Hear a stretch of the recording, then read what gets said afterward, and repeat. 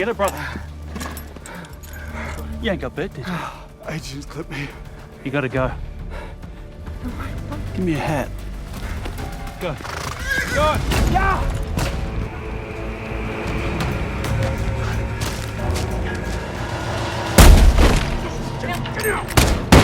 Cover me!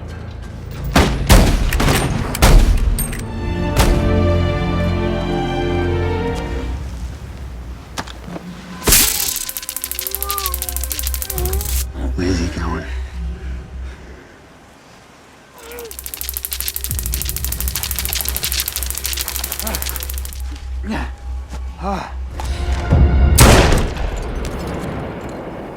The story begins in a quiet, empty part of rural New Zealand.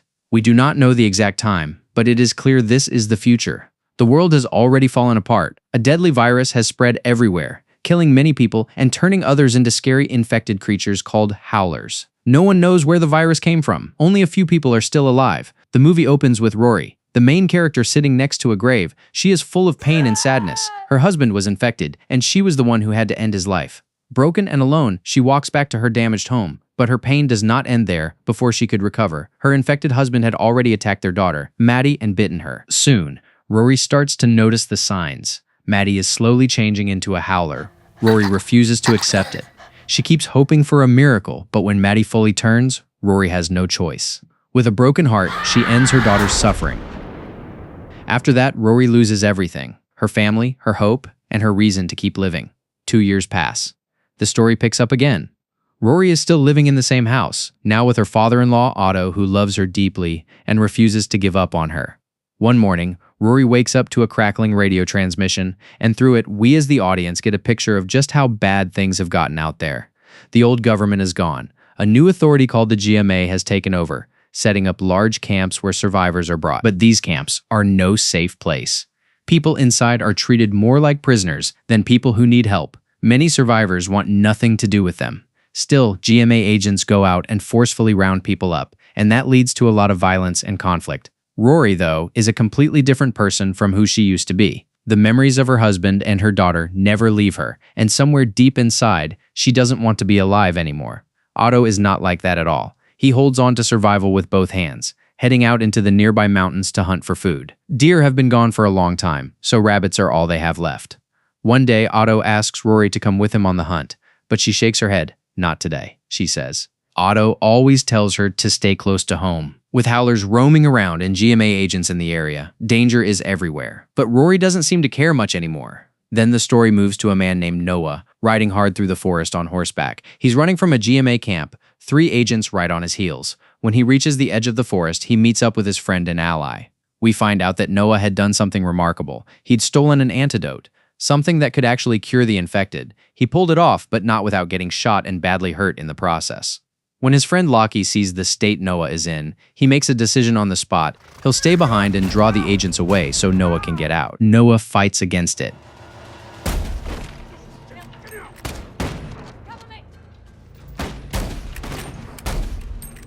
In the end, though, it isn't enough. He's captured by Logan, Brooks, and Scout, 3 cold and ruthless GMA enforcers. Logan, more than anyone, is obsessed with getting the antidote back, and he'll do whatever it takes. He gets right in Lockie's face, demanding answers. When Lockie won't say a word, Logan shocks him with electricity. Still, Lockie stays silent. That sends Logan over the edge, and he kills him right there.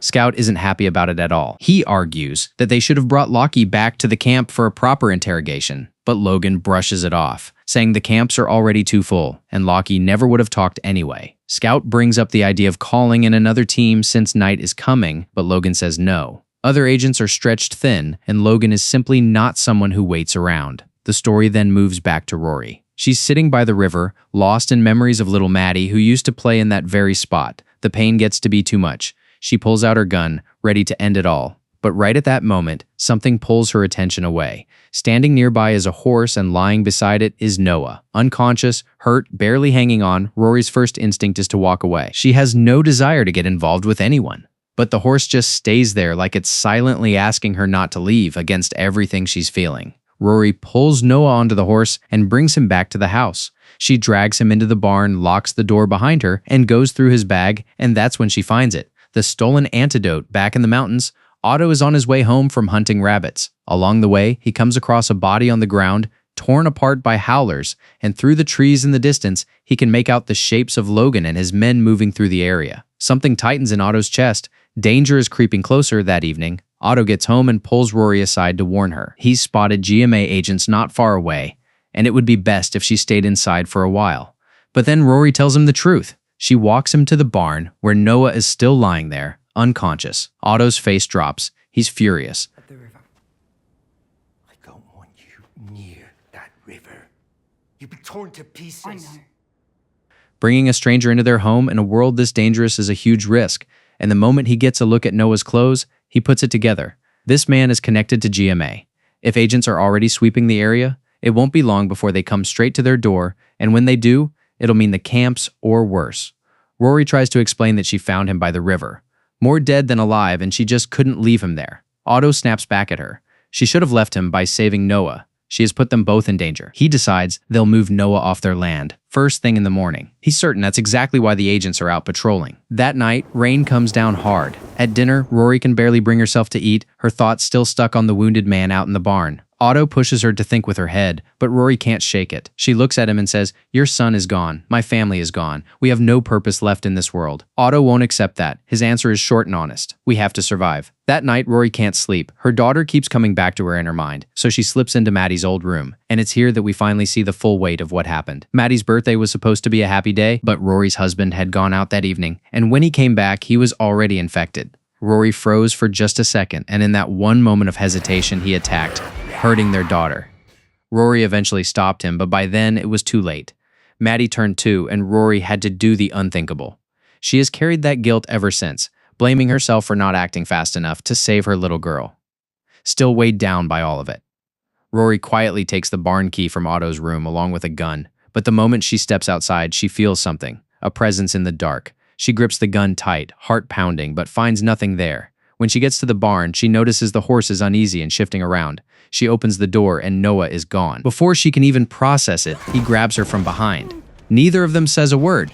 Then suddenly, an infected creature stumbles up from outside and starts trying to force its way in through the door. Rory throws herself against it, pushing back with everything she's got. Just as it almost breaks through, Noah snatches her gun and fires, dropping the creature. Both of them stand there, shaken but breathing. Rory demands to know who Noah really is. Is he GMA? Noah says no. He knows she saved him and he's grateful, but all he wants is his bag back so he can go. Rory tells him that's a bad idea. His escape already stirred up howlers in the area. Still, Noah pushes. Rory brings him inside and hands him the bag. Despite how badly hurt he is, he tries to head for the door right then and there. Rory stops him. She sits him down, treats his wounds, and asks him straight, "How did he get that antidote?" Noah's voice drops 2 days ago. His 8-year-old son, Leo, got infected, so Noah did the only thing he could think of. He broke into a GMA camp and took the antidote. His one goal, the only thing driving him, is getting back to his boy before it's too late. Rory hears that, and something shifts inside her. She understands that kind of desperation better than anyone. She talks him into staying the night, telling him plainly that he won't survive the trip in his condition, not with howlers out there in the dark. Noah gives in. For the first time, he trusts her, and he thanks her quietly. But danger is already tightening around them. Up on a hill nearby, Logan and his men have them in their sights. Scout sweeps the area with a tracking device and picks up 4 heat signatures in Rory's house, 3 people and 1 animal. Logan is convinced Noah is in there and wants to move in right now. Scout pushes for waiting until morning, but Logan cuts her off, threatening her to fall in line if she wants to keep her head. Scout backs down, though. Every part of her is disgusted by the man standing next to her. Come morning, Noah is still asleep when Otto walks in with his gun pointed straight at him. Rory steps between them, telling Otto that Noah is not GMA. He's just a father trying to save his son. Otto doesn't want to hear it. To him, Noah is a danger, plain and simple.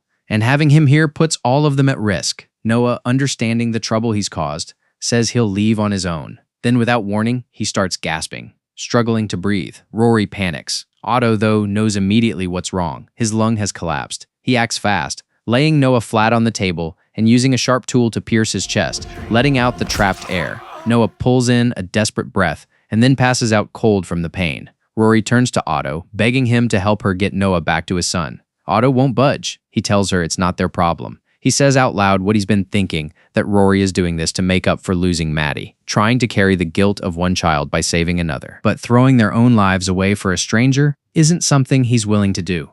Before either of them can say another word, the alarm goes off. They check the cameras. GMA agents are walking right up to the property. There's no time to think. Otto makes a decision. He tells Rory and Noah to get out through the back. Before they go, he hands Noah a shot of adrenaline and tells him to use it when he needs it most. Then he pulls Rory into a hug, holding her tight. He can see it in her face, something that looks like hope, maybe for the first time in years. It breaks his heart and fills it at the same time as she says goodbye. Otto steps outside, rifle in hand, and faces whatever's coming. Logan walks up and tells him he belongs in the camp. Otto, calm as stone, says he prefers his own home and that outsiders aren't welcome. Logan offers to let him walk away clean if he just tells him where Noah is. Otto says he lives alone, then he raises his rifle and gets ready. A noise breaks out from the barn. Logan sends Brooks to check it, and Noah is already there. Ambushing him, gunfire erupts in the middle of the chaos. Rory and Noah slip away. Scout spots them running, but Otto holds the agents back for as long as his body will let him. Logan gets his hands on Otto and shocks him with electricity again and again until Otto drops. Scout watches the whole thing, sickened. When it's done, she tells Logan she's finished. She's not going any further with him. Logan storms off, furious, and leaves her standing there. Rory and Noah find a place to hide after barely getting out. Noah tells her to take the horse and go home before dark. Rory refuses. She looks at him and tells him she's already lost her husband and her daughter. She is not walking away from this. She is going to help him get to his son. Noah doesn't argue. He sees her, he understands her. But before they can do anything else, gunfire starts coming in. Logan has found them. They drop the horse and run, scrambling for cover. Noah can feel it. He's done. He can't keep going. So he reaches into his bag, hands it to Rory, and tells her the way to his home, where his mother and his little boy are waiting. He looks at her, and with all the sincerity he has left, he says, "Maddie was lucky to have a mother like you." Then he turns around and gets ready to face Logan head on, to give Rory the time she needs to run, even if it costs him everything. Rory takes the bag and goes. Noah injects the adrenaline and plants his feet. When Logan comes, the fight is brutal and ugly. Noah is running on fumes, but he throws everything he has into it. He manages to land a shot that badly wounds Logan, and then brings him down. But the gunfire pulls in howlers from all around. They start to close in. Noah shuts his eyes. He's ready. He knows Rory will see it through. A moment later, one of the infected reaches him and Noah is gone. Night has fallen by the time Rory is moving through the dark alone. A pack of infected picks up on her and gives chase, coming at her fast and hard. She ducks behind a rock and coats herself in a scent-masking liquid, trying to disappear. It works. She slips away without a sound, but the relief doesn't last. Another infected comes out of nowhere and attacks. She fights it off and wins. Then she looks down at her arm and her stomach drops. She's been bitten. Slowly more howlers gather around her. One leans in and sniffs, then steps back. It doesn't attack because she's one of them now. Rory looks down at the bite and then looks ahead. It doesn't change a thing. She has one thing left to do, and she's going to do it. She keeps walking. By morning, Rory is getting weaker. The infection is clear on her face, in her eyes, and in the way she moves. But she keeps going. Step by step, she finally reaches Noah's home. She carefully places the bag outside the door and knocks.